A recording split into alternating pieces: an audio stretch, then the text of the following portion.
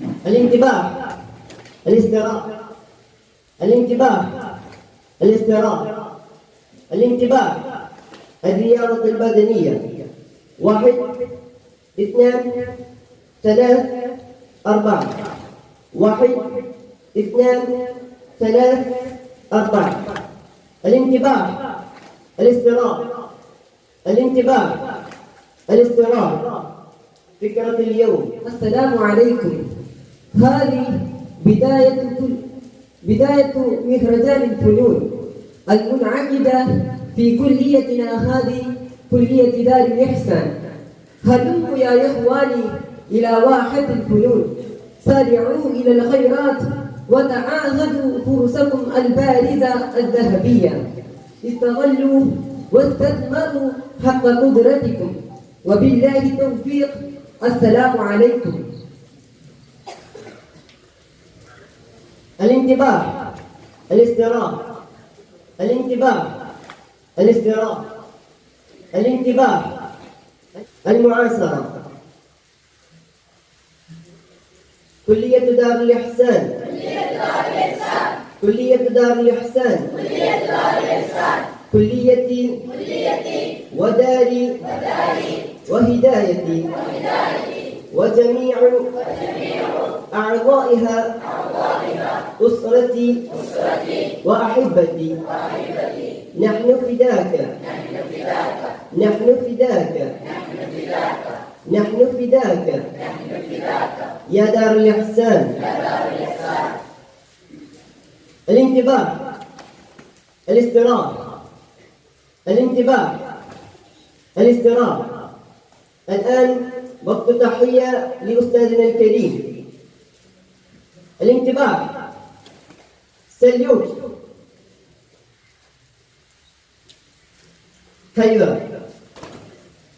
الانتباه، الاستراء، الانتباه، المصافحة، التنبه، صافح. خيبة. الانتباه، الاستراء، الانتباه، الرياضة البدنية. 1 2 3 4. 1 2 3 4. الانتباه، الاستراء، الانتباه، الاستراء. فرصة الأساتذة. يقوم لديكم فضيلة الشيخ أستاذنا أستاذ وأكبر أستاذ، فليتفضل مشكورا.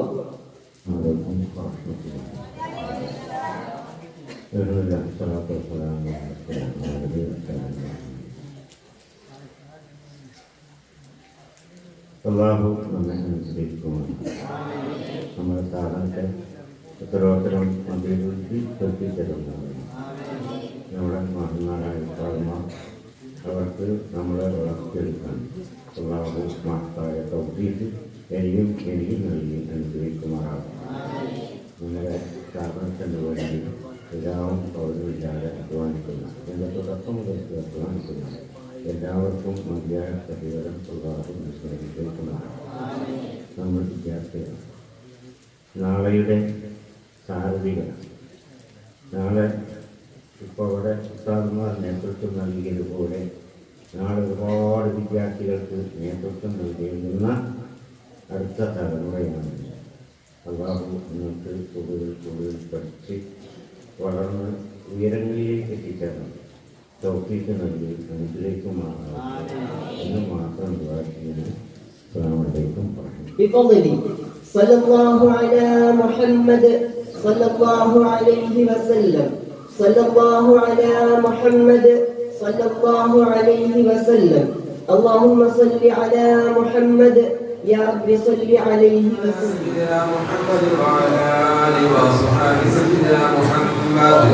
اللهم اوصل منا وبلغ مثل تمام ما قرأنا من القرآن الذي فقد كما صلينا وسلمنا بعد القبول منا إلى حضرة روح نبينا وحبيبنا سيدنا محمد صلى الله عليه وسلم اللهم وإلى حضرات سائر أهل الخير كلهم أجمعين اللهم بحقهم وبذاتهم اللهم اغفر لنا وارحمنا ولوالدينا ربنا ارحمهم كما ربونا صغارا اللهم اجعل جمعنا هذا جمعا مرحوما وتفرقنا من بعده تفرقا معصوما اللهم وفقنا لما وفقت له عبادك الصالحين اللهم وفقنا لخدمة دينك الإسلام ولإشاعة عقيدة أهل السنة والجماعة مع الصحة والعافية والسلامة والراحة والعزة والهمة يا رب العالمين اللهم وفقنا لما وفقت له عبادك الصالحين أوصل اللهم مثل ثواب ما قرأنا من القرآن العظيم إلى حضرات أرواح من ماتوا منا من جميع أقاربنا وأحبائنا وأصدقائنا وشركائنا وأعواننا وخاصة إلى حضرات أرواح علماء وسادات مؤسسي جمعية العلماء وناشريها ومحبيها ومعينها يا رب العالمين وإلى حضرات الذين أسسوا هذا المعهد وخدموا لهذا المعهد وأنفقوا لهذا المعهد وإلى حضرات الذين ماتوا منا من أهل بلدتنا وقريتنا هذه الذين دفنوا في مقبرة هذه المحلة وفي سائر مقابرنا ومقابر المسلمين اللهم اجعل قبورنا وقبوركم روضة من رياض الجنة ولا تجعل قبورنا وقبوركم مغفرة من كل النيران اللهم ربنا آتنا في الدنيا حسنة وفي الآخرة حسنة وقنا عذاب النار آمين برحمتك يا أرحم الراحمين. സർവ്വാദരണീയരായ വാക്കോട് സ്ഥാപനങ്ങളുടെ സ്ഥാപനത്തിൻ്റെ പ്രിൻസിപ്പൽ ഉസ്താദവരുടെ ജൂനിയറായ മഹല്ല കാന്തി മജീദാരി ഉസ്താദവരുടെ നമ്മുടെ സ്ഥാപനത്തിൽ വിദ്യാർത്ഥികൾക്ക് ഹിസ്ബ് പകർന്നു നൽകിയ സർവ്വാദരണീയരായ ഉസ്താദ് ഉസ്താദ് ഷെരീഫ് റഹ്മാനി അവരുടെ ബഹുമാന്യരായ മുഫദ്ദിഷ് ഉസ്താദ് ജാഫർ ഫൈദി ഉസ്താദ് അവരുടെ റിയാസ് ഫൈദി ജുബൈർ ഫൈദി താജുദ്ദീൻ ഫൈദി അടക്കമുള്ള നമ്മുടെ സ്ഥാപനത്തിലെ പ്രതിഭാധനരായ അധ്യാപകരെ സർവോപരി ഈ ദീനി ചൈതന്യ പ്രവർത്തനങ്ങളുടെ ചാലകശക്തിയായി നമുക്ക് ഊർജ്ജം പകരുന്ന ആദരണീയരായ നമ്മുടെ general secretary E P Abdulla Sahib അടക്കം ഇവിടെ സംഗമിച്ച സർവ്വാധരണീയരായ പ്രിയപ്പെട്ടവരെ അല്ലാഹു ഈ സംഗമം സുഖത്തിയായ ഒരു സൽക്രമമായി നമ്മിൽ നിന്ന് സ്വീകരിക്കട്ടെ. ആമീൻ. ഇത് ആദരണീയരായ ഖാദി ഉസ്താദിന് ഒരു ഉപഹാര സമർപ്പണ വേദിയും അതോടൊപ്പം തന്നെ നമ്മുടെ സ്ഥാപനത്തിലെ വിദ്യാർത്ഥികളുടെ ട്രസ്റ്റിന്റെ ഔപചാരികമായ ഉദ്ഘാടന കർമ്മവും നിർവഹിക്കുന്ന ശ്രേഷ്ഠമായ ഒരു സംഗമമാണ്. വിശുദ്ധ ഖുർആൻ അതിനോളം ഉയർന്ന മറ്റൊരു ഗ്രന്ഥമില്ല. ഖുർആനേക്കാൾ മഹത്വമുള്ള ഒരു ഗ്രന്ഥം ലോകത്താർക്കും പഠിപ്പിക്കാനില്ല. അതിനേക്കാൾ ഔന്നിത്യമുള്ള ഗ്രന്ഥം ലോകത്താർക്കും പഠിക്കാനില്ല. എല്ലാ അറിവുകളുടെയും സാമ്രാജ്യമായി വിശുദ്ധ ഖുർആനെ നമ്മൾ മനസ്സിലാക്കുന്നു. എല്ലാ ശാസ്ത്രീയ സത്യങ്ങളും വളരെ നേരത്തെ വിളിച്ചു പറഞ്ഞത് പരിശുദ്ധ ഖുർആന്റെ സ്വർണ്ണാക്ഷരങ്ങളാണ്. ഖുർആന്റെ ബഹറിൽ നീന്താനാണ് ഓരോരുത്തരും ശ്രമിക്കേണ്ടത്. വിശുദ്ധ ഖുർആന്റെ സ്വർണ്ണ വചസ്സുകളെ ഹൃദയസ്ഥമാക്കാനും പരിശുദ്ധ ഖുർആൻ യഥാവിധി പാരായണം ചെയ്യാനുമുള്ള ഒരു തൗഫീഖ് അല്ലാഹു നൽകുന്ന സൗഭാഗ്യമാണ്. ആ അർത്ഥത്തിൽ നമ്മുടെ സ്ഥാപനത്തിൽ ദിവസങ്ങളോളം നമ്മുടെ കുരുന്ന പ്രതിഭകൾക്ക് വിശുദ്ധ ഖുർആന്റെ അക്ഷരസദ്യയൂട്ടിയ പ്രതിഭാധനായ ഉസ്താദ് ഷെരീഫ് റഹ്മാനിയെ ആദരിക്കുകയും അഭിനന്ദിക്കുകയും ചെയ്യുന്ന ഈ സദസ്സിന് ശ്രേഷ്ഠതയുണ്ട്. അതോടൊപ്പം ഇതൊരു ഫെസ്റ്റിന്റെ ഉദ്ഘാടന വേദിയാണ്. അറിവാണ് ലോകത്തെ വിപ്ലവങ്ങൾ തീർത്തത്. മനുഷ്യന്റെ വാചാലശക്തി ലോകത്തെ അത്ഭുതങ്ങൾ തീർത്തിട്ടുണ്ട്. എന്ന തിരുവചനമുണ്ട്. എന്ന ബലാഗയിൽ നമ്മൾ ഉദാഹരണം പഠിച്ചതാണ്. വാചാലതയ്ക്ക് മാസ്മരിക ശക്തിയുണ്ട്. ഹാറൂൻ അലൈഹിസ്സലാം എന്ന സയ്യിദുനാ മൂസ അലൈഹിസ്സലാം അല്ലാഹുവോട് പറഞ്ഞ് തന്റെ ദീനി പ്രബോധനത്തിന് ശക്തിയാവാൻ വേണ്ടി ക്ഷണിക്കുന്ന രംഗമുണ്ട്.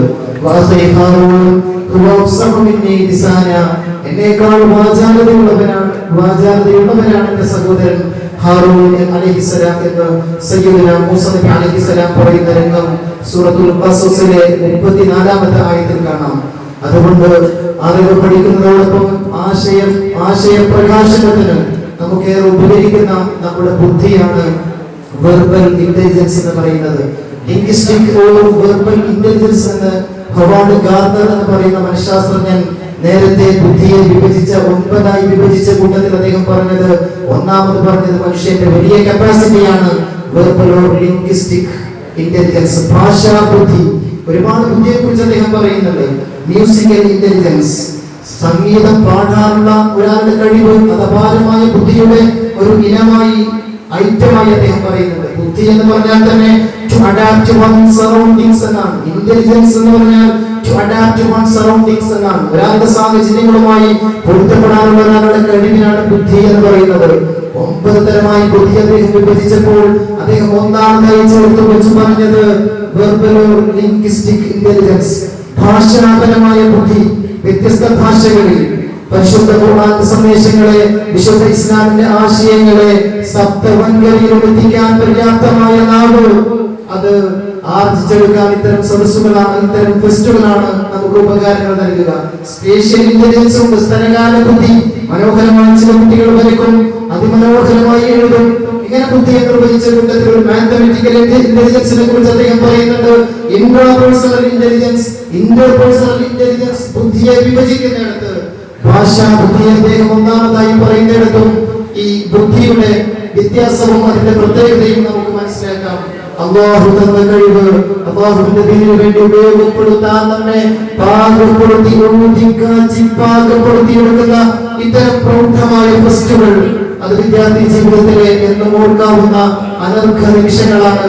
ഇത്തരം സന്ദർഭങ്ങളെ ക്രിയാത്മകമായി ഉപയോഗപ്പെടുത്തിക്കൊണ്ട് നാളെ പരിശുദ്ധ ഇസ്ലാമിന്റെ ശബ്ദങ്ങളാവാൻ, പരിയങ്ങാടിന്റെ ശബ്ദം വൻകരകളും പേടിച്ച് കടന്നു പോകാൻ, കടലുകളും കടന്ന പരിയങ്ങാടിന്റെ ശബ്ദമെത്തുന്ന മനോഹരമായ ഒരു നാളെ സ്വപ്നം കണ്ട് ഇന്നത്തെ ഇങ്ങനെ കിട്ടുന്ന സുവർണാവസരങ്ങളെ പരമാവധി ഉപയോഗപ്പെടുത്താൻ നമുക്ക് കഴിയണം. Don't suppose the opportunity will not twice at your door. അവസരം 2 പ്രാവശ്യം നിന്റെ അടുക്കൽ വന്ന് പിടിക്കുക. വിൻസ്റ്റൺ ചർച്ചിൽ കടലിനോട് സംസാരിച്ചിരുന്നു, ഏകാന്തതയിൽ പ്രഭാഷണങ്ങൾ നടത്തിയിരുന്നു. അതോടൊപ്പം തന്നെ എബ്രഹാം ലിങ്കനെ പോലുള്ള ആളുകൾ പ്രഭാഷണം പരിശീലിച്ചിരുന്നു. ഐസക് ന്യൂട്ടൻ പോലും കടലിനോട് സംസാരിച്ചിട്ടുണ്ട്. I seem to myself like a child, observed here playing on the seashore, picking here and there curious shell or pretty bubble, while the boundless ocean of truth lies undiscovered before me. കണ്ടെത്തപ്പെടാത്ത സാഗരം പോലെ കിടക്കുന്ന അറിവുകൾ ഇനിയും എന്റെ മുമ്പിലുണ്ട്, എനിക്കൊന്നും അറിയില്ലെന്ന് അദ്ദേഹം പറഞ്ഞത് നമുക്ക് വായിച്ചെടുക്കാൻ പറ്റും. ദീർഘിപ്പിക്കുന്നില്ല.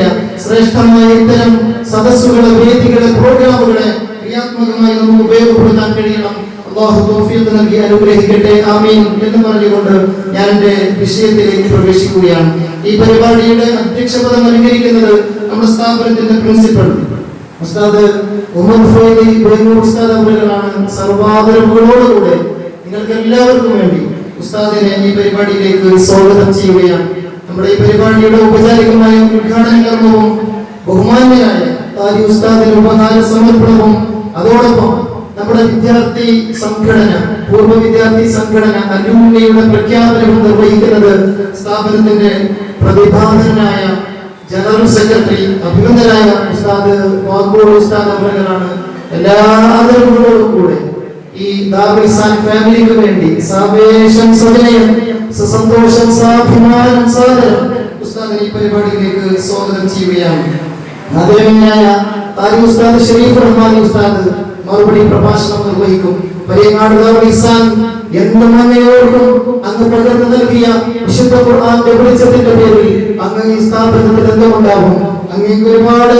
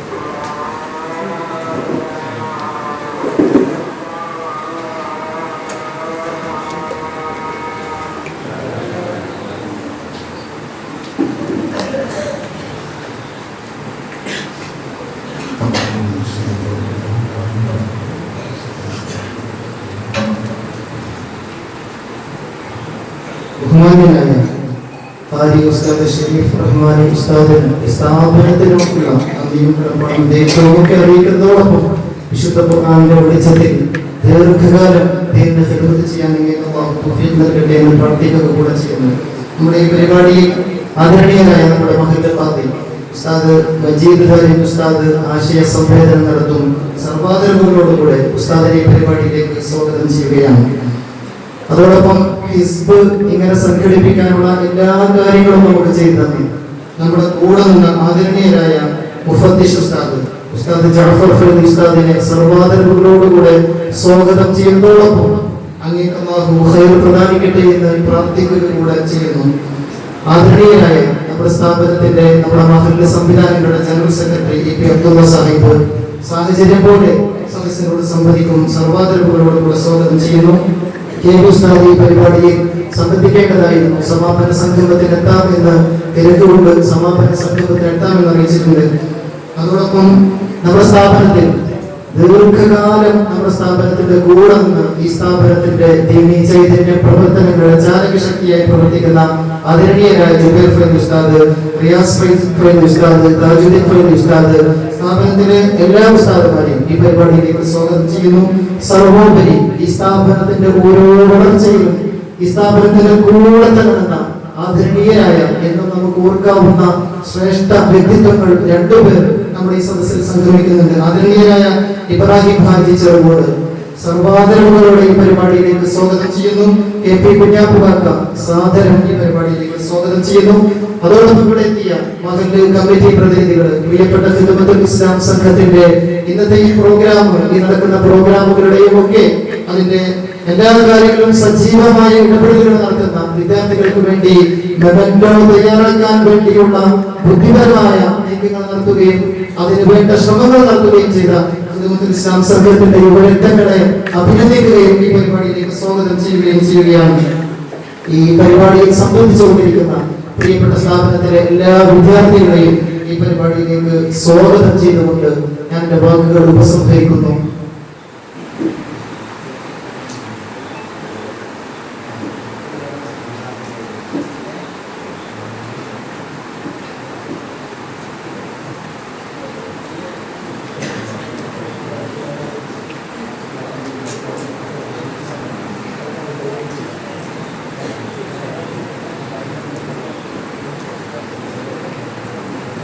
ഇനി നമ്മുടെ ഈ പ്രോഗ്രാമിന്റെ ഔപചാരികമായ ഉദ്ഘാടന കർമ്മം ആദരണീയരായ ഉസ്താദ് നിർവഹിക്കും. അതോടൊപ്പം അഭിനന്ദനായ ഖാരി ഉസ്താദിനുള്ള ഉപഹാര സമർപ്പണവും ഉസ്താദിന്റെ പ്രഭാഷണത്തിന്റെ അവസാനത്തിൽ നമ്മുടെ ഈ സ്ഥാപനത്തിന്റെ അലൂമിനി പൂർവ്വ വിദ്യാർത്ഥി സംഘടനയുടെ പേരും ഉസ്താദ് പ്രഖ്യാപിക്കും.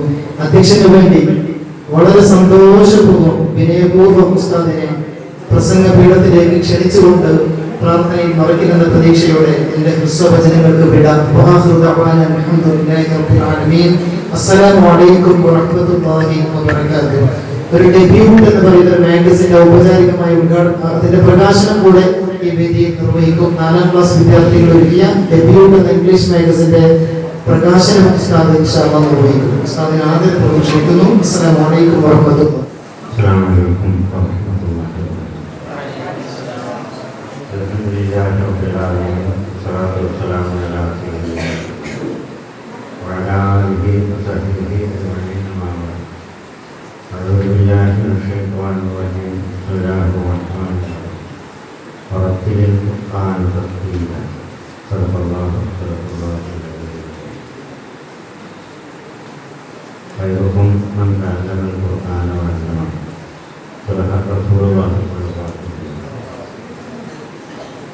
ഈ മഹത്തായ പരിപാടി അധ്യക്ഷം വഹിക്കുന്ന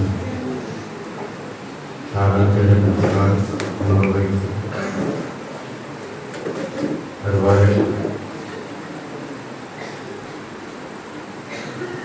നമ്മുടെ കുട്ടികൾക്ക് വിശുദ്ധ ഖുർആൻ അതിൻ്റെതായ രൂപത്തിൽ പാരായണം ചെയ്യാൻ പരിശീലനം നൽകി പഠിപ്പിച്ച ബഹുമാന്യരായ സമസ്ത ഖാരികൾ ഉസ്താദ് ഷരീഫ് റഹ്മാനി, അതുപോലെ ഈ പരിപാടി പ്രാർത്ഥന നടത്തുക അബ്ദുൽ മജീദ് സ്വാഗതം പറഞ്ഞ അപ്പോഴും അതുപോലെ പ്രസംഗിക്കുന്ന അനുഗ്രഹ പ്രഭാഷണം നടത്തുന്ന ജാഫർ ഫൈസി, അബ്ദുള്ള സാഹിബ് സെക്രട്ടറി, അതുപോലെ ആശംസകൾ നേരുന്ന ഉദയ ഫൈസി, റിയാസ് ഫൈസി, താലിദ്ദീൻ ഫൈസി, വായന ചെറുകോട്, കെ.പി. സുന്യാസ് തുടങ്ങി ഈ മഹത്തായ പരിപാടിയിൽ സംബന്ധിച്ചുകൊണ്ടിരിക്കുന്നു. ബഹുമാന്യരായ പിതാവുമാരെ ഗ്രഹമാക്കളെ, ഈ സ്ഥാപനത്തിന് നേതൃത്വം നൽകുന്നവരെ ഞാൻ സഹായിക്കുന്നത് ഏറെ പ്രിയപ്പെട്ട വിദ്യാർത്ഥികൾ. നമ്മുടെ ഒത്തുകൂടൽ ഒരു പുണ്യ ആടായി നമ്മിൽ നിന്ന് സ്വീകരിക്കുമാറാവട്ടെ. മതിയായ പ്രതിഫലം നൽകിയ അനുഗ്രഹിക്കുമാറാവട്ടെ. അവരുടെ സ്വർഗ്ഗലോകത്തിൽ ഒരുമിച്ച് കൂടാൻ അല്ലാഹു സുബ്ഹാനഹു വ തആല നമ്മോട് ബന്ധപ്പെട്ട മാതാപിതാക്കളടക്കമുള്ള, അതുപോലെ നമ്മുടെ ഈ മക്ബറയിൽ മറവിട്ട് കിടക്കുന്നവരടക്കം ഈ സ്ഥാപനത്തെ സഹായിച്ചതിനോട് സഹകരിച്ച എല്ലാവരെയും അല്ലാഹു സുബ്ഹാനഹു വ തആല അനുഗ്രഹിക്കുമാറാവട്ടെ. നമ്മുടെ സ്ഥാപനം വളരെ പ്രയാസത്തിലൂടെയാണ് കടന്നു പോയതെങ്കിലും പുറകോട്ട് തിരിഞ്ഞു നോക്കുമ്പോൾ ഏറെ സന്തോഷം പകരുന്നതാണ്. അല്ലാഹു ഇനിയും കൂടുതൽ കൂടുതൽ ഉയരത്തിലേക്ക് എത്തിച്ചേരാൻ ഈ സ്ഥാപനത്തെ അല്ലാഹു അനുഗ്രഹിക്കുമാറാവട്ടെ. നമ്മുടെ ആദ്യം മുതൽക്കുള്ള ഇതിൻ്റെ വിവിധ തരത്തിൽ പ്രവർത്തിച്ച പണ്ഡിതന്മാരും പ്രവർത്തകന്മാരും നമ്മുടെ നാട്ടുകാരും അടുത്ത നാട്ടുകാരും ഗൾഫ് സുഹൃത്തുക്കളും അവരൊക്കെ വല്ലാത്ത സഹായം കൊണ്ടാണ് ഈ സാമ്പത്തിക പ്രതിസന്ധി ഉണ്ടായ ഘട്ടത്തിൽ പോലും ഇത് മുടങ്ങാതെ മുന്നോട്ട് പോയത് എന്നുള്ളതൊക്കെയാണ്. അല്ലാഹു അവർക്കൊക്കെ മതിയായ പ്രതിഫലം നൽകിയ അനുഗ്രഹിക്കുമാറാണ്. അവരിൽ പലരും നമ്മോടൊപ്പം ഇല്ല. അല്ലാഹു സുബ്ഹാനഹു വ തആല അവർക്ക് മഗ്ഫിറത്തും റഹ്മത്തും നൽകി അനുഗ്രഹിക്കുമാറാവട്ടെ. അതോടൊപ്പം നമ്മളോടൊപ്പം പ്രവർത്തിച്ചിരുന്ന പലരും സദസ്സിലെങ്കിലും പ്രയാസങ്ങൾ അനുഭവിക്കുന്നവരുണ്ട്. നമുക്കൊക്കെ അറിയാം. പ്രത്യേകിച്ചും ഇതിൻ്റെ തുടക്കത്തിൽ തന്നെ നമുക്കൊക്കെ പ്രചോദനം നൽകിയ ഇതിൻ്റെ മുന്നിൽ നിന്ന വൈദ്യുതമായി ഇപ്പോൾ പറയാതിരിക്കാൻ കഴിയാതെ നമ്മുടെ സദസ്സിൽ ബഹുമാനപ്പെട്ടവർ ഇവരൊക്കെ പ്രയാസങ്ങൾ അനുഭവിക്കുന്നവരാണ്. വാർദ്ധക്യ സഹജമായ രോഗങ്ങളും അതോടൊപ്പം തന്നെ പെട്ടെന്ന് അറിയാതെ വന്നു പെട്ടുപോയതായിരിക്കുന്ന രോഗങ്ങളും അല്ലാഹു സുബ്ഹാനഹു വ തആല അവരുടെ രോഗങ്ങളൊക്കെ ശരിയാക്കി കൊടുക്കുമാറാവട്ടെ. പൂർവ്വ ആഫിയത്ത് അല്ലാഹു സുബ്ഹാനഹു വ തആല അവർക്ക് നമുക്കൊക്കെ തിരിച്ചു നൽകി അല്ലാഹു അനുഗ്രഹിക്കുമാറാവട്ടെ. നമ്മളിവിടെ പ്രത്യേകം ഈ സദസ്സ് സംഘടിപ്പിച്ചത് പ്രധാനമായും നമ്മുടെ കുട്ടികൾക്ക് ലഭിച്ച വലിയൊരു അനുഗ്രഹം. ആ അനുഗ്രഹത്തിൻ്റെ നന്ദി പ്രകാശനം. അങ്ങനെയാണ് നമ്മൾ അതിനെ മനസ്സിലാക്കേണ്ടത്. ഖുർആൻ പാരായണം ഏറെ മഹത്വമേറിയതാണെന്ന് അല്ലാഹുവിനടുത്ത് ഏറെ കൂടിയുള്ളത്. കലാമുള്ളതാണ്. നമ്മൾ ഏത് സംസാരത്താലും വിശുദ്ധ ഖുർആൻ ഓടുന്ന ആ സംസാരം, ആ കലാമിനോട് ചേർക്കാൻ വേറെ ഒന്നും. അതിൽ നിന്ന് തന്നെ വിശുദ്ധ ഖുർആന്റെ മഹത്വവും ഖുർആൻ പാരായണം ചെയ്യുന്നതിൻ്റെ മഹത്വവും അതിൻ്റെ ആവശ്യകതയും നമുക്ക് മനസ്സിലാക്കാൻ കഴിയും. പക്ഷേ ഖുർആൻ സാധാരണ അറബി ഭാഷ സംസാരിക്കുന്നത് പോലെ സംസാരിച്ചാൽ അത് ഖുർആൻ പാരായണമാകും. നമ്മൾ കവിതകളും മാപ്പിളപ്പാട്ടുകളൊക്കെ നമ്മൾ എല്ലാവർക്കും പറ്റിയ കവിത ആലപിക്കുമ്പോൾ അതിന് അതിൻ്റെതായ ശൈലി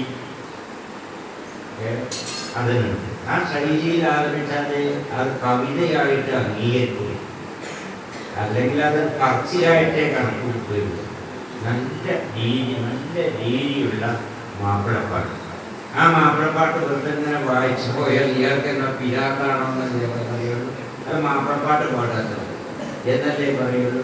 അപ്പം അതിൻ്റെതായ രീതിയും ശൈലിയും ഉപയോഗിച്ചാൽ മാത്രമേ ഓരോന്നും അതായി തീരുകയുള്ളൂ എന്നർത്ഥം.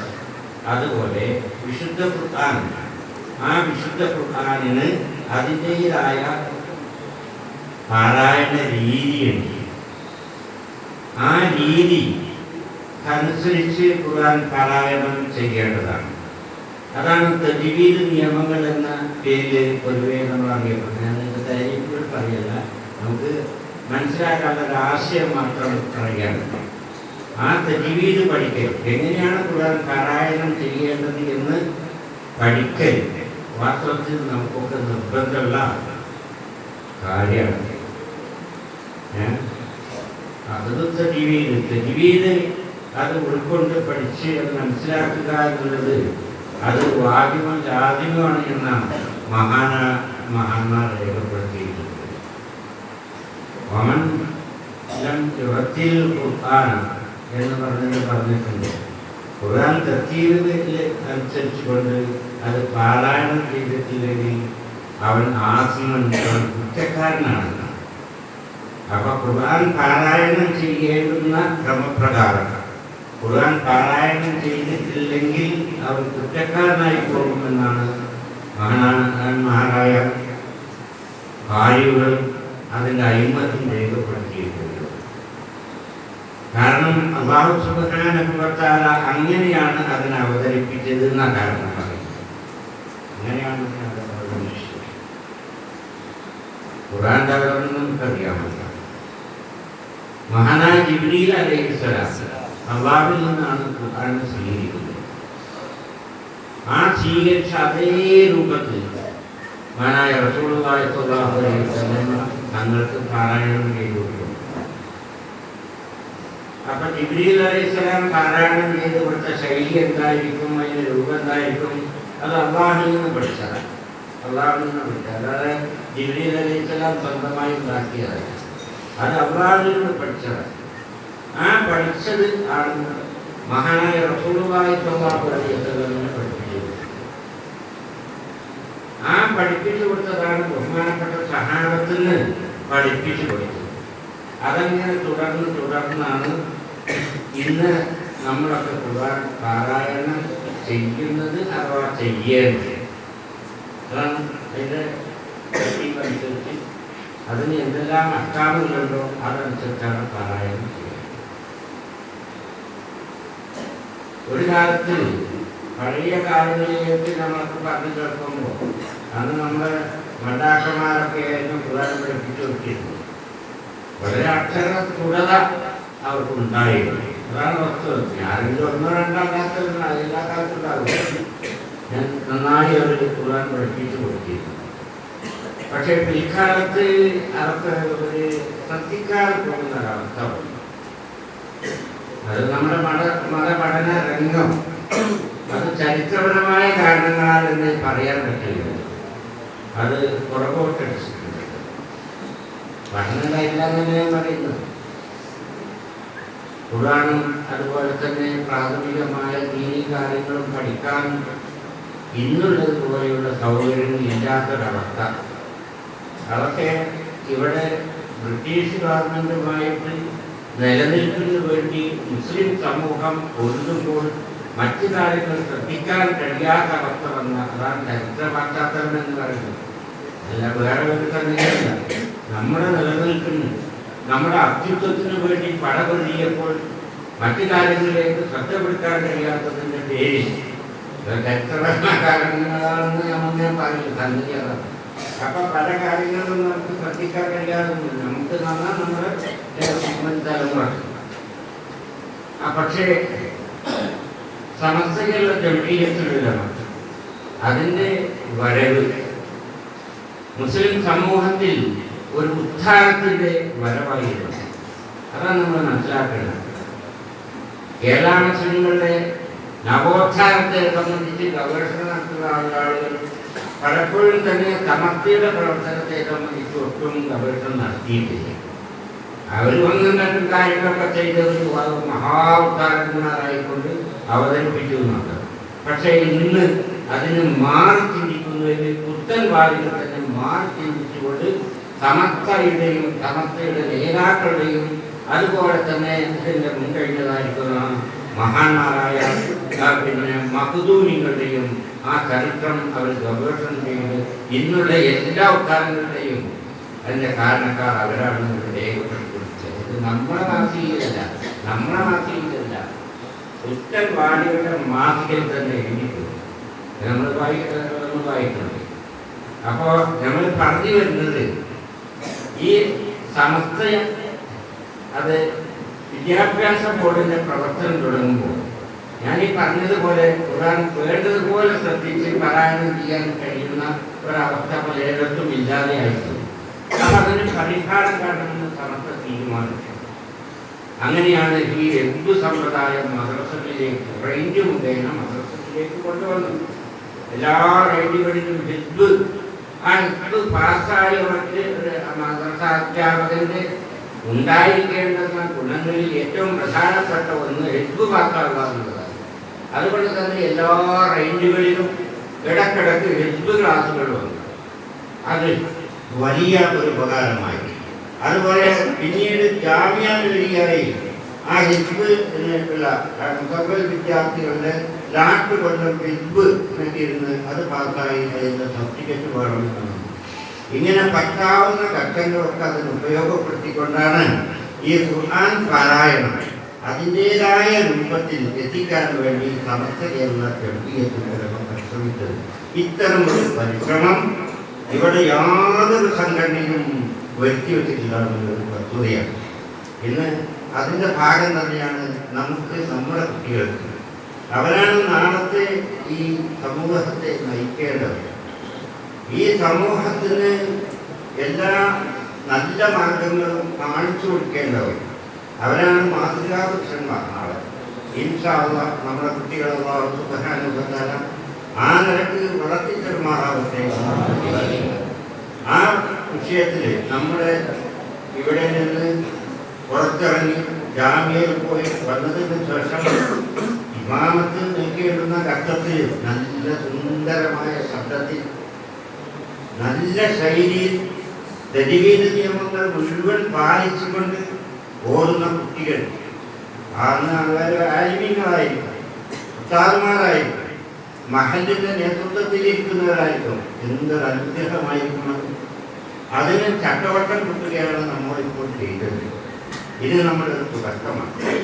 ഇവിടെ ഹിക്മത്തും കാര്യങ്ങളൊക്കെ മുഴുവൻ കാര്യങ്ങളും പ്രധാനപ്പെട്ട സൂറത്തുകൾ നിത്യ ജീവിതത്തിൽ ഉൾക്കൊണ്ടുവരുന്ന സൂറത്തുകൾ അതൊക്കെ ഹിഫ്ളാക്കുന്ന കാര്യങ്ങളൊക്കെ നമ്മുടെ കോളേജിന്റെ സിലബസിന്റെ ഭാഗമായി കൊണ്ട് തന്നെ നടന്നു വരുന്നു. അതോടൊപ്പം ഹിസ്ബ് ജാമ്യയിൽ എത്തിച്ചേരുകൊണ്ടിരിക്കും. എന്നാൽ അതിനേക്കാൾ അതിൻ്റെ മുമ്പ് തന്നെ അവർക്ക് എത്തിക്കിട്ടണം. ആ ആവശ്യം നമ്മൾ ആലോചിക്കുകയും ബഹുമാനപ്പെട്ട സമസ്തയോട് അത് ആവശ്യപ്പെടുകയും ചെയ്തപ്പോൾ നമുക്ക് കാര്യങ്ങളെ നൽകിക്കൊണ്ട് നമ്മൾ അനുഗ്രഹിച്ചിരിക്കാം. ഈ കുട്ടികൾ അല്ലാഹു സുബ്ഹാനഹു വ തആല നല്ല നിലയിൽ ആ ഹിസ്ബിൻ്റെതായ രൂപത്തിൽ ഉൾക്കൊണ്ടുകൊണ്ട് പാരായണം ചെയ്തുകൊണ്ട് നല്ല കാര്യങ്ങളായി തീരാൻ അല്ലാഹുവെ അനുഗ്രഹിക്കുമാറാവട്ടെ. ഞാൻ ഇനി സംസാരിക്കാൻ ഉദ്ദേശിക്കുന്നത് നമ്മുടെ സ്ഥാപനം ഇനിയും ഉയരങ്ങളിലേക്ക് എത്തിച്ചേരണം. നമുക്ക് അത്യാവശ്യമുള്ള സൗകര്യങ്ങളൊക്കെ വന്നു പൂർണ്ണമല്ല എന്ന് എപ്പോഴും നമ്മുടെ മനസ്സിലുണ്ടാകണം. നമ്മൾക്ക് ഒരുപാട് സൗകര്യങ്ങൾ ഉണ്ടാക്കിയിട്ടുണ്ട്, അതുകൊണ്ട് പൂർണ്ണമായിട്ടില്ല.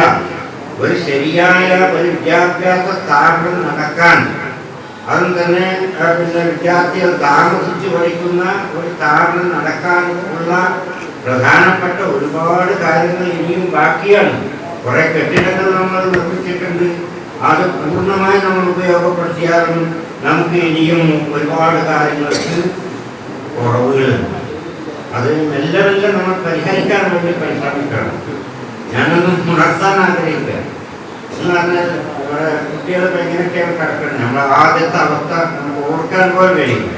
ആ പള്ളിൻ്റെ മുകളിൽ അവിടെ 4 തായങ്ങളിലൊക്കെ റൂമുകളാക്കി തിരിച്ച് ആ വിഷമം പിടിച്ചാണ് നമ്മളെ പ്രഥമ വിദ്യാർത്ഥികൾ പഠിച്ചത്. 1-2 വർഷത്തെ വിദ്യാർത്ഥികൾ ആ വിഷമം സഹിച്ചുകൊണ്ടാണ് പഠിച്ചത്. ഇന്ന് അങ്ങനത്തെ വിഷമങ്ങളൊന്നും അൽഹംദുലില്ലാ നമുക്കില്ല. പക്ഷേ അത് പോരാ. നമുക്ക് പരമാവധി സൗകര്യം നമ്മുടെ വീടുകളിലൊക്കെ നമ്മളെ കുട്ടികൾ ജീവിക്കുമ്പോൾ എന്ത് സൗകര്യമാണോ നമ്മൾ ഉണ്ടാക്കാറുള്ളത്, അതുപോലെയുള്ള സൗകര്യങ്ങൾ നമ്മുടെ വിദ്യാർത്ഥികൾക്ക് നമ്മൾ ഉണ്ടാക്കണം. കാരണം ഈ വിദ്യാർത്ഥികൾ തന്നെ അവരവരുടെ വീടുകൾ ചെല്ലുമ്പോഴുള്ള സൗകര്യം ഒരുപാട് ഉണ്ടാക്കാൻ കഴിയില്ലെങ്കിലും പരമാവധി ഉണ്ടാക്കാൻ ശ്രമിക്കണം എന്ന് ഈ അവസരത്തിൽ ഉണർത്തുക. നമുക്ക് ഒരുപാട് കാര്യങ്ങൾ ചെയ്ത് തീർക്കാറുണ്ട്. അതോടൊപ്പം തന്നെ ഇത് നിത്യജീവിതവുമായി ബന്ധപ്പെട്ട സംഗതികളാണ്.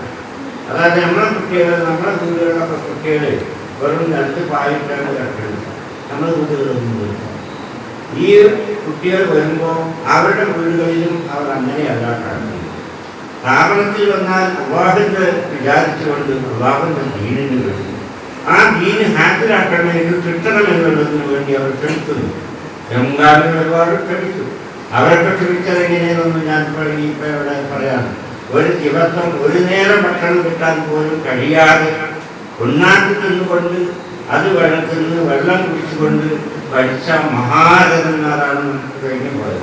പക്ഷെ അന്നത്തെ അല്ലല്ലോ. ഇത് നമുക്ക് സൗകര്യങ്ങൾ ഒരുക്കാൻ നമ്മൾ ശ്രമിക്കുകയാണെങ്കിൽ തീർച്ചയായിട്ടും സാധിക്കും. അപ്പോൾ ഞാൻ പറയുന്നത് നമ്മുടെ വീടുകളിലൊക്കെ കുട്ടികളൊക്കെ കട്ടിലാണോ കിടക്കുന്നത്, അതുപോലെ നമ്മുടെ കുട്ടികൾക്കും സൗകര്യം ഇപ്പം ഉണ്ടാകണമെന്നല്ല ഞാൻ പറയുന്നത്. അതിനെക്കുറിച്ചും തന്നെ ഇതിൻ്റെ സാധ്യതകൾ ശ്രദ്ധിക്കണം. മറ്റ് സ്ഥാപനങ്ങളിലൊക്കെ അങ്ങനെയാണ്. നമ്മളിപ്പോൾ ഉണ്ടാക്കണമെന്നല്ല പറയുന്നത്. നമുക്ക് കഴിവ് അനുസരിച്ച് കൊണ്ട് അത് സാധിപ്പിക്കണം എന്നാൽ ഇപ്പോൾ കമ്മിറ്റി കുറേ പൈസ ഇറക്കിയാണ്ട് കട്ടിലുകൾ ഉണ്ടാക്കാൻ കഴിയില്ല. നമുക്കൊക്കെ അറിയാവുന്നതാണ്. അതേ അവസരം ഇങ്ങനെയുള്ളൊരു ആവശ്യം അതേക്കുറിച്ച് നന്നായി ചിന്തിച്ച് ഈ ആവശ്യം ജനങ്ങളുടെ മുന്നിൽ വെച്ചു കൊടുത്താൽ അവർ സ്പോൺസർ ചെയ്തുകൊണ്ട് ആ നിലക്ക് ഒരു കട്ടിലോ 2 കട്ടിലോ ഇങ്ങനെയൊക്കെ ആളുകൾ തരും. പക്ഷെ അവരുടെ മുമ്പിൽ നമ്മൾ വിഷയത്തിൽ കൊടുക്കണം. നമ്മുടെ ഗൾഫ് പ്രവർത്തകന്മാരും അങ്ങനെ തന്നെയാണ്. അതുപോലെ നമ്മളോട് ബന്ധപ്പെട്ട നല്ല കാര്യത്തിൽ സഹായിക്കണമെന്ന് ആഗ്രഹിക്കുന്ന ഒരുപാട് ആളുകളുണ്ട്. പക്ഷെ അവരുമായി നമ്മൾ എത്തിപ്പെടുന്നില്ല എന്ന് മാത്രം. അങ്ങനെ ആളുകളുടെ മുമ്പിൽ ഇട്ടുകൊടുത്താൽ നമ്മൾ കമ്മിറ്റി വെക്കുന്ന വേണ്ടിയില്ല. ഇൻഷാ അല്ലാഹ് നമ്മൾ പരിശ്രമിച്ചാൽ അത് കഴിയും. അല്ലാഹു സുബ്ഹാനഹു വ തആല തൗഫീഖ് നൽകി അനുഗ്രഹിക്കുമാറാകട്ടെ. അപ്പോൾ അത് പിന്നെ ഇതൊക്കെ നടത്തുന്ന ആളുകൾ ശ്രദ്ധയുണ്ടാകണം എന്ന് പ്രത്യേകം ഉണർത്തുകയാണ്. ഇനി ഇത് സംസാരിക്കുന്നില്ല. നമ്മൾ വളരെ ഗുരുതരമായ ഒരു അവസ്ഥയിലൂടെയാണ് കടന്നു പോകുന്നത്. വളരെ വലിയ പ്രതിസന്ധിയാണ് നമ്മുടെ മുന്നിലുള്ളത്. നമ്മുടെ അസ്തിത്വം ചോദ്യം ചെയ്യപ്പെടുക മാത്രമല്ല, ഏത് വിഷയത്തിലാണെങ്കിലും ചോദ്യത്തിൻ്റെ വലിയ വലിയ ചോദ്യങ്ങൾ, ആ ചോദ്യത്തിൻ്റെ കൂമ്പാരങ്ങൾക്കിടയിലാണ് നമ്മൾ ഇന്ന് ജീവിക്കുന്നത്. നമുക്ക് ലഭിക്കേണ്ടുന്ന അവകാശങ്ങൾ മുഴുവൻ ഹനിക്കപ്പെട്ടുകൊണ്ടിരിക്കുകയാണ്. അത് എല്ലാ ഗവൺമെന്റും തന്നെ ഇന്ന് ആ വിഷയത്തിൽ എന്തോ ഒരു മത്സരം നടത്തുന്നത് പോലെയാണ് നമുക്ക്. അത് കേന്ദ്രമാകട്ടെ കേരളമാകട്ടെ, നമ്മളിപ്പോൾ രാഷ്ട്രീയമൊക്കെ ഞാൻ പറയുന്നത് നമ്മൾ അനുഭവിക്കുന്ന പ്രയാസം മുമ്പിൽ നോക്കുമ്പോൾ നമ്മൾ മനസ്സിലാക്കുന്ന ഒരു മത്സരം നടത്തിയമായിരിക്കാം. അതായത് മുസ്ലിം സമൂഹത്തിന് ലഭിച്ചുകൊണ്ടിരിക്കുന്ന ഇന്ന് വരെ ലഭിച്ചുകൊണ്ടിരിക്കുന്ന ആനുകൂല്യങ്ങളൊക്കെ നഷ്ടപ്പെടുത്തി അവർക്ക് കിട്ടേണ്ടുന്നതിന് മറ്റുള്ള ആളുകൾക്ക് ബാധിച്ചു കൊടുത്ത് അവരെ തുലിപ്പിക്കാനുള്ള ഒരു ശ്രമത്തിന്റെ ഭാഗമല്ലേ എന്ന് നമ്മൾ ആലോചിക്കും. അല്ലാഹു സുബ്ഹാനഹു വ തആല കാത്തുരക്ഷിക്കുമാറാകട്ടെ. ഈ സച്ചാ കമ്മീഷൻ നമുക്കൊക്കെ അറിയാലോ. നമ്മളെപ്പോഴും ചർച്ച ചെയ്യുന്ന സച്ചാ കമ്മീഷൻ മുസ്ലിം സമുദായം ന്യൂനപക്ഷത്തിനല്ല, മുസ്ലിം സമുദായത്തിന് ഈ മാത്രമായി നിശ്ചയിച്ച ആ 100%, അത് മുഴുവൻ എന്താണ്, അത് മുസ്ലിം സമുദായത്തിന് മാത്രമാണ് നിശ്ചയിച്ചത്. എല്ലാ സംസ്ഥാനങ്ങളും അതുപോലെ ആ അവകാശം അവർക്ക് വെച്ചു കൊടുക്കുകയും ചെയ്യും മറ്റ് സംസ്ഥാനങ്ങൾക്ക്. പക്ഷെ നമ്മുടെ കേരളത്തിൽ വന്നപ്പോൾ അതിനെപ്പറ്റി വേറെ കമ്മീഷൻ, ഒരു കമ്മീഷൻ നടപ്പാക്കാൻ വേറൊരു കമ്മീഷൻ കൊടുക്കും. ആ കമ്മീഷൻ വെച്ചിട്ട് 100% മുസ്ലിങ്ങൾക്ക് കൊടുക്കാൻ പറ്റില്ല. അതിന്റെ പുറമെ അതിന്റെ പേരൊന്നും മാറ്റി ന്യൂനപക്ഷ എന്നുള്ള പേരതിനോട് കൂട്ടിച്ചേർക്കും. എന്നിട്ട് 80% മുസ്ലിങ്ങൾക്കും ക്രിസ്ത്യാനികളിൽ നിന്ന് വിളവെടുക്കുന്ന കുറച്ച് ആളുകൾക്കും വീതിച്ചു. അങ്ങനെ 80-20% അതിന് കുറച്ചു. 100% മുസ്ലിങ്ങൾക്ക് കിട്ടേണ്ടത് 20-80 മാറ്റി. എന്നിട്ടോ അത് മുസ്ലിം സമുദായത്തിൽ നിന്നല്ല, ന്യൂനപക്ഷത്തിൽ നിന്നാണ്. ന്യൂനപക്ഷത്തിൽ അതോടുകൂടി ന്യൂനപക്ഷം എന്ന് പറയുമ്പോൾ ഇവിടെ ഒരുപാട് ന്യൂനപക്ഷങ്ങളുണ്ട്. അവർക്കൊക്കെ അവകാശപ്പെട്ടതാകുന്ന രൂപത്തിലാണ്. കുറച്ചു കാലം കഴിഞ്ഞപ്പോൾ കേസ് വന്നു. ആ കേസോട് കൂടെ ആ 80% ഉള്ളത് 50% കുറഞ്ഞു വരികയായിരുന്നു. ഇന്നെന്താ മുസ്ലിം സമുദായത്തിന് ആവശ്യത്തിൽ കിട്ടാറുള്ളത്? ഒരു ഗവൺമെന്റ് നിശ്ചയിച്ച വളരെ പ്രസിദ്ധമായ ആ സംഭവം എല്ലാവർക്കും അറിയുന്നതാണ്. മുസ്ലിം സമുദായത്തിന്റെ വിഷമങ്ങൾ എന്ന് പറഞ്ഞാൽ അവ എത്രമാത്രം പിന്തള്ളപ്പെട്ടിരിക്കുന്നു, എത്രമാത്രം താഴെ തട്ടിലാണ് നിലകൊള്ളുന്നത് ഗവേഷണം നടത്തി മനസ്സിലാക്കിയ ആളുകൾ നൽകിയതായിരിക്കുന്ന, അവരെ മുന്നോട്ട് കൊണ്ടുവരാൻ വേണ്ടി നൽകിയതായിരിക്കുന്ന ഈ അവകാശങ്ങൾ ഇന്ന് അത് പകുതിയാക്കി കുറച്ചു. ഇനി മറ്റൊന്ന്, ഇപ്പൊ മറ്റൊരു നിങ്ങൾക്ക് പത്രത്തിൽ വായിക്കും, ഞാൻ ഒന്ന് രണ്ട് ഉദാഹരണം പറഞ്ഞത് മാത്രം. PSCക്ക് വിടാണ് വഖഫ് ബോർഡിന്റെ നിയമനം. നിങ്ങൾ ആലോചിച്ച് നോക്കൂ, വഖഫ് ബോർഡിന്റെ നിയമനം അത് PSCക്ക് വിടും. അതുപോലെ തന്നെ ക്ഷേത്രങ്ങളുടെയൊക്കെ അതിന്റെ സംരക്ഷകരുണ്ടല്ലോ, അവരുടെ നിയമനവും തന്നെ അത് PSCക്ക് വിടും എന്ന് പറഞ്ഞു. ദേവസ്വം ബോർഡിന്റെ നിയമനവും തന്നെ PSCക്ക് വിടും എന്ന് പറഞ്ഞു. നിങ്ങൾ ആലോചിച്ചു, PSCക്ക് വിട്ടാൽ, PSC എന്ന് പറഞ്ഞാൽ അതൊരു പൊതു സ്ഥാപനമാണ്. അത് ഏതെങ്കിലും ഒരു സമൂഹത്തെ മാത്രം കണക്കാക്കി നിയമനം നടത്തുന്നതല്ല. PSCക്ക് വിട്ട് കഴിഞ്ഞാൽ അവരുടെ നിയമനങ്ങൾ ആരാണോ അപേക്ഷിക്കുന്നത് അതിൽ നിന്ന് തെരഞ്ഞെടുക്കേക്കാറില്ല. അതിനെ ഗുണനിലവാരം എന്തൊക്കെ ആയിക്കോട്ടെ, അതിൽ നിന്ന് തെരഞ്ഞെടുക്കുക. അത് ഏതെങ്കിലും ഭാഷയോ അല്ലെങ്കിൽ ഏതെങ്കിലും മതമോ ഏതെങ്കിലും സമുദായമോ നോക്കിക്കൊണ്ടല്ല ആ നിയമനം നടത്തുന്നത്. അത് ഹിന്ദു ആകാം, മുസ്ലിം ആകാം, ക്രിസ്ത്യാനി ആകാം, ആരും ഏത് വിഷയത്തിലും അങ്ങനെയാണ് അതിന്റെ നിയമനം വരിക, PSCക്ക് വിടുന്നതോടുകൂടെ. അതുകൊണ്ട് തന്നെ ഇവിടെ ദേവസ്വം ബോർഡ് അവരെ PSCക്ക് വിടാൻ പറ്റൂല എന്ന് പറഞ്ഞു. അവര് അവസാനം ഞങ്ങൾക്ക് പ്രത്യേക ബോർഡ് രൂപീകരിച്ചാൽ മതി. അവർക്കുള്ള നിയമനങ്ങൾ എന്ന് പറയുമ്പോൾ 1000-ലധികം ഉദ്യോഗസ്ഥന്മാർ അവർക്ക് നിയമിക്കാൻ കഴിയും. 1000-ലധികം. അതേ അവസരം മുസ്ലിങ്ങൾക്ക് നിയമിക്കാനുള്ള ആകെ വഖഫ് ബോർഡ് നിയമിക്കാൻ 130-ൽ താഴെ ഉദ്യോഗസ്ഥന്മാരെ മുസ്ലിങ്ങൾക്ക് വഖഫ് ബോർഡിന് നിയമിക്കാറുണ്ട്. ഈ 1000-ൽ പരം വരുന്ന ഈ തസ്തികകൾ അത് PSCക്ക് വിടാൻ അനുവദിക്കുകയില്ല എന്ന് പറയുകയും അവർക്ക് പ്രത്യേക ബോർഡ് ഉണ്ടാക്കാൻ എന്ന് പറയും. അങ്ങനെ ബോർഡ് ഉണ്ടാക്കി കൊടുക്കുകയും ചെയ്യും. ആ ബോർഡിന്റെ അവരുടെ തീരുമാനം എന്താണ്? അതിന്റെ നിബന്ധനയെല്ലാം അതില് ഹിന്ദു മതവിശ്വാസികൾക്ക് മാത്രമേ അതിൽ അംഗമാകാൻ പാടുള്ളൂ എന്നാണ്. ഹിന്ദു മതവിശ്വാസി മാത്രമായാൽ പോരാ, ക്ഷേത്രത്തിലുള്ള ആരാധന തുടങ്ങിയുള്ള കർമ്മങ്ങളോട് അതിൽ താല്പര്യവും അതിൽ വിശ്വാസമുള്ളവർക്കും മാത്രമേ അതിൽ അംഗത്വം കൊടുക്കാൻ പാടുള്ളൂ എന്നുമാണ്. ഇതാണ്.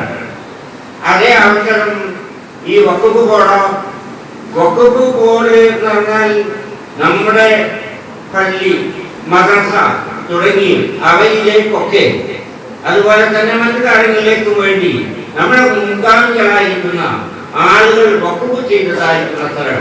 ഇതില് മുസ്ലിമിൻ്റെതല്ലാത്ത ഒരു സ്വത്തും വഖഫ് ബോർഡിലില്ല, വഖഫ് ബോർഡിന്റെ കീഴിലില്ല. ആ വഖഫ് ബോർഡിലേക്കുള്ള നിയമനത്തിന് അത് PSCക്ക് വിടുന്നതിനോടുകൂടെ അതിലെ ഉദ്യോഗസ്ഥന്മാർ ആരുമാകാം, മുസ്ലിമും ആകാം, മുസ്ലിം തന്നെ ഒരു നാമമാത്ര മുസ്ലിമായി അങ്ങനെയും ആകാം, ഹിന്ദുവാകാം, ക്രിസ്ത്യാനിയുമാകാം, ഏത് അധികൃതനും ആകാം. ഒരു ആർക്കും കുഴപ്പമില്ല PSCക്ക് വിട്ടതോടുകൂടെ. അതുകൊണ്ട് നമ്മൾ ഇന്ന് അതിൻ്റെ പേരിൽ ശബ്ദിച്ചുകൊണ്ടിരിക്കുകയാണ്. ഞാൻ പറയുന്നത് നമ്മുടെ അസ്തിത്വം ശബ്ദിച്ചുകൊണ്ടിരിക്കുകയാണ്. ഈ ശബ്ദത്തിൻ്റെ ഒപ്പം തീർച്ചയായിട്ടും നമ്മൾ നിലകൊള്ളേണ്ടതുണ്ട്. ഇൻഷാ അല്ലാഹ് നാളെ നമ്മുടെ SOSന്റെ ആഭിമുഖ്യത്തിലായിക്കൊണ്ട് മലപ്പുറം കലക്ട്രേറ്റിലേക്ക് ജാഥ നയിക്കുകയാണ്. ആ വിഷയത്തിൽ ശ്രദ്ധയിൽ വേണം. പങ്കെടുക്കാൻ കഴിയുന്നവർക്ക് പങ്കെടുക്കും വേണം. ഈ കാര്യം കൂടി നിങ്ങളെ ഞാൻ ഉണർത്തിയാണ്. ഇത് ഒന്ന് രണ്ട് കാര്യം ഞാൻ പറഞ്ഞെന്ന് മാത്രം. ഇതുപോലെ ഏത് പ്രശ്നം എടുത്താലും മുസ്ലിമിനെ ഒതുക്കാറില്ല. മുസ്ലിമിന്റെ പള്ളിയല്ലാതെ പൊളിച്ചിടുന്നത് മാത്രമല്ല, വീടുകൾ തകർക്കുന്നത്. പക്ഷേ ഇപ്പൊ പറയുന്നത് പള്ളി പൊളിച്ചില്ല, പള്ളി പൊളിച്ചിട്ടില്ല. ആര് കേന്ദ്ര ഗവൺമെന്റാണ് പള്ളി പൊളിച്ചിട്ടില്ല. ഈ ഒരു അവസ്ഥയിലാണ് ഗവൺമെന്റ് നിലപാടുകൾ. അപ്പൊ ഇങ്ങനെയുള്ള നിലപാടുകളിലൂടെ നമ്മൾ പോകുമ്പോൾ നമ്മുടെ അവസ്ഥ എന്തായിരിക്കും ഭാവിയിൽ നമ്മൾ ഭയപ്പെടുകയാണ്. അല്ലാഹു സുബ്ഹാനഹു വ തആല ഇത്തരത്തിലുള്ള വിഷമങ്ങളിൽ നിന്ന് നമ്മുടെ സമൂഹത്തെ അല്ലാഹു സുബ്ഹാനഹു വ തആല കാത്തുരക്ഷിക്കുമാറാകണം. നമ്മുടെ നാടിന്റെ സ്ഥിതിയിലെങ്കിൽ പലപ്പോഴും തന്നെ മുസ്ലിം രാഷ്ട്രങ്ങൾ അടക്കമുള്ള ലോകത്തുള്ളതായിരിക്കുന്ന മുസ്ലിം സമൂഹത്തിന്റെ പ്രശ്നങ്ങൾ വളരെ ഗുരുതരമാണ്. അതൊക്കെ ഒരു ആസൂത്രണത്തിന്റെ ഭാഗമായിട്ടാണ് അത് കണക്കാക്കപ്പെടുന്നത്. അല്ലാഹു സുബ്ഹാനഹു വ തആല കാത്തുരക്ഷിക്കുമാറാവട്ടെ. വീണ്ടും സംസാരിച്ച് പോയെങ്കിൽ നിങ്ങൾ ക്ഷമിക്കണമെന്ന് ആവശ്യപ്പെട്ടുകൊണ്ടു അല്ലാഹു സുബ്ഹാനഹു വ തആല നമ്മുടെ സ്ഥാപനത്തെ ഉത്തരവാദിത്വം ഉയർത്തിത്തരുമാറാവട്ടെ കൊണ്ടും ഞാൻ അവസാനിപ്പിക്കാം. ഇതിനുവേണ്ടി ഒരുപാട് ആളുകൾ സഹായിച്ചിട്ടുണ്ട്, ഇന്നും സഹായിച്ചുകൊണ്ടിരിക്കുന്നു. നമ്മുടെ വിദ്യാർത്ഥികൾക്ക് ചായയും കടിയും സഹോദരിയുടെ വകയാണ്. അങ്ങനെ ഒരുപാട് ഈ മഹല്ലിനെ സംബന്ധിച്ചിടത്തോളം നമുക്കതാണ് ഈ സ്ഥാപനം ഉണ്ടാക്കുന്ന അവസരത്തിൽ ഒരു പ്രതീക്ഷയും നമ്മുടെ മുമ്പിലുണ്ട്. കാരണം ഈ സ്വത്ത് കൊണ്ട് മാത്രമല്ല, ഇവിടെയുള്ള നാട്ടുകാരും തന്നെ ഈ സ്ഥാപനം എന്നല്ല ദീനീയമായ കാര്യങ്ങളോട് വല്ലാത്ത താല്പര്യവും വല്ലാത്ത ആഭിമുഖ്യവും ഉള്ളതായിട്ടുള്ള ആളാണ്. അതുകൊണ്ട് തന്നെ ഈ സ്ഥാപനം ഇവിടെ ഉണ്ടാകുമ്പോൾ അവരുടെ എല്ലാവിധ സഹോദര അന്ന് തന്നെ തുടങ്ങിയ മുതൽക്ക് തന്നെ അവരുടെ വല്ലാത്ത സഹായങ്ങളുണ്ട്. തീർച്ചയായിട്ടും ഈ സഹായങ്ങൾ ഇനിയും വർദ്ധിച്ചുകൊണ്ടിരിക്കും. അല്ലാഹു സുബ്ഹാനഹു വ തആല അവർക്കൊക്കെ അർഹമായ പ്രതിഫലം നൽകി അനുഗ്രഹിക്കുമാറാണ്. രണ്ട് വിഷയങ്ങൾ വെച്ചുകൊണ്ടാണല്ലോ അവർക്ക് പ്രധാനമായും ഒന്ന് അവരുടെ സ്വന്തമായ പ്രയാസങ്ങളും പ്രശ്നങ്ങളും ഉണ്ടാവും. അങ്ങനെ ചെയ്യുന്ന പിന്നെ സംഭാവനകൾ സഹായവും സഹകരണവും നൽകിയ അവരുടെ എല്ലാ പ്രയാസങ്ങളെയും അവിടെ നല്ല ദൂരീകരിച്ചു കൊടുക്കുമാറാവട്ടെ. അവിടെ നല്ല നിർദ്ദേശങ്ങളൊക്കെ അല്ലാഹു സുബ്ഹാനഹു വ തആല പൂർത്തിയായി കൊടുക്കുമാറാവട്ടെ. അതോടൊപ്പം അവരിൽ നിന്ന് മരണപ്പെട്ടു പോയവരുടെ അവരുടെ ആഖിറത്തിന്റെ ഗുണത്തിന് വേണ്ടി അവിടെ പിന്നെ ഖബറിൽ സ്വന്തമായ ജീവിതത്തിന് വേണ്ടി ഒക്കെ ആഗ്രഹിച്ചുകൊണ്ടാണ് രണ്ടാമത് അവരൊക്കെ ചെയ്യുന്നത്. അല്ലാഹു സുബ്ഹാനഹു വ തആല അവരിൽ നിന്നൊക്കെ മരണപ്പെട്ടു പോയവരുടെ ഖബറുകളിലേക്ക് അവരുടെ പ്രതിഫലത്തെ എത്തിച്ചു കൊടുക്കുമാറാവട്ടെ. അവർക്ക് സ്വർഗ്ഗത്തോപ്പുകളാക്കി അല്ലാഹു ആക്കി കൊടുക്കുമാറാവട്ടെ എന്ന് ദുആ ചെയ്യാം. അതോടൊപ്പം തന്നെ ഇതെല്ലാം കേട്ടുകൊണ്ട് നമ്മുടെ കുട്ടികളൊക്കെ പഠിക്കുന്നത് കേട്ടുകൊണ്ട് അല്ലാഹുവിന്റെ ദീൻ പഠിക്കുന്നത് കേട്ടുകൊണ്ട് നമ്മുടെ ചുറ്റും ഒരുപാട് ആളുകളുണ്ട്. ആ ഒരുപാട് ആളുകൾ എന്ന് പറഞ്ഞാൽ നമുക്കിപ്പോൾ അത് നോക്കിയാൽ കാണുകയില്ല. പക്ഷേ അവർക്ക് ഒരു പക്ഷേ നമ്മെ കണ്ടുപിടിക്കുന്നത് അങ്ങനെയുള്ള ഒരുപാട് ആളുകൾ നമ്മുടെ ചുറ്റുമുണ്ട്. നൂറ്റാണ്ടുകൾ പഴക്കമുള്ളവർ. നൂറ്റാണ്ടുകൾ പഴക്കമെന്ന് പറയുമ്പോൾ നമ്മൾ ഈ തലമുറകൾ എടുത്ത് പരിശോധിക്കുമ്പോൾ അള്ളാഹുവിന്റെ റസൂലിലേക്ക് അടുത്ത ആളുകളുണ്ടാവുമല്ലോ, അവരായിരിക്കും ഏറ്റവും ഹൈറുക്കും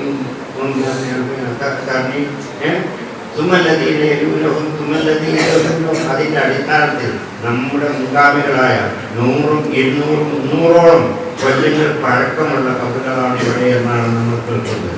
അതുകൊണ്ട് അവരൊക്കെ വലിയ മുത്തക്കിങ്ങളായിരിക്കും.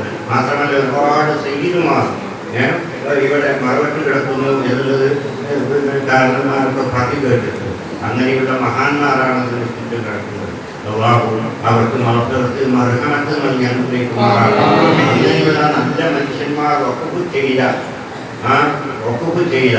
അതിൻ്റെ ആ വഖഫ് ഭൂമിയിൽ നിന്ന് ലഭിക്കുന്ന വരുമാനം കൊണ്ടാണ് ഈ സ്ഥാപനം പ്രധാനമായി നടന്നു വരുന്നത് എന്ന് നമുക്കൊക്കെ അറിയുന്നതാണ്. മതിയായ പ്രതിഫലം അവർക്ക് ആ വാക്കിപ്പിക്കൾക്കും അവരുടെ ബന്ധുക്കൾക്കും നൽകി അല്ലാഹു അനുഗ്രഹിക്കുമാറാവട്ടെ. ഈ ഒരു വിസ്മയ ഓതുന്നുണ്ട് വെച്ചാൽ അതിന് കാരണമായ അവർക്കൊക്കെ അല്ലാഹു അതിന്റെ പ്രതിഫലം ലഭിക്കും. എന്നാണല്ലോ നമ്മളതിന് പറയാം. അല്ലാഹു സുബ്ഹാനഹു വ തആല അവരുടെ ഖബറുകളിലേക്ക് ഇതിനൊക്കെ പ്രതിഫലത്തെ അല്ലാഹു എത്തിച്ചു കൊടുക്കുമാറാവട്ടെ. അവരെ നമ്മെ അവരുമായി ബന്ധപ്പെട്ടവരെ അല്ലാഹു സുബ്ഹാനഹു വ തആല സ്വർഗലോകത്ത് സാധീകളോടൊപ്പം ഒരുമിച്ച് കൂടി പെരുമാറാവട്ടെ മഹത്തായ ഖുർആൻ വാക്യം ഓതി ഇതിൻ്റെ ഔപചാരികമായ ഉദ്ഘാടന കർമ്മം നിർവഹിച്ചതായി അറിയിക്കുന്നു. വാർത്തകാരമാണ് അൽഹംദുലില്ലാഹി വസ്സലാമു അലൈക്കും. നമ്മളെ പൂർവ്വ വിദ്യാർത്ഥി സംഘടനയുടെ പേര് അകറ്റി എന്നാണ്. അതിൻ്റെ സംഘടനാ ഭാരവാഹികളെ കൂടി ഇവിടെ പ്രഖ്യാപിക്കുകയാണ്. President Faheem Ahmed K Pallissery, vice president Anas Rahman P Anchachodi, general secretary Arshad M Maliyek, joint secretary Rabi P V Pareenad, treasurer Abdul Wajid Chazhiyod. ഇനി അതിൻ്റെ ഉപദേശ സമിതി ഉസ്താദ് കെ വി അബ്ദുറഹ്മാൻ ദാരിമി, ഉസ്താദ് ജുബൈർ പൈച്ചി പൂക്കോട്ടുപാടം, ഉസ്താദ് ഉമർ പൈച്ചി വേങ്ങൂർ, ഉസ്താദ് അബ്ദുൽ മജീദ് ദാരിമി വള്ളനാട്, അബ്ദുൽ ഗഫൂർ പൈച്ചി, റിയാസ് പൈച്ചി മാളിയേക്ക്, സാബിദ്യൻ പൈച്ചി അമ്പലക്കട.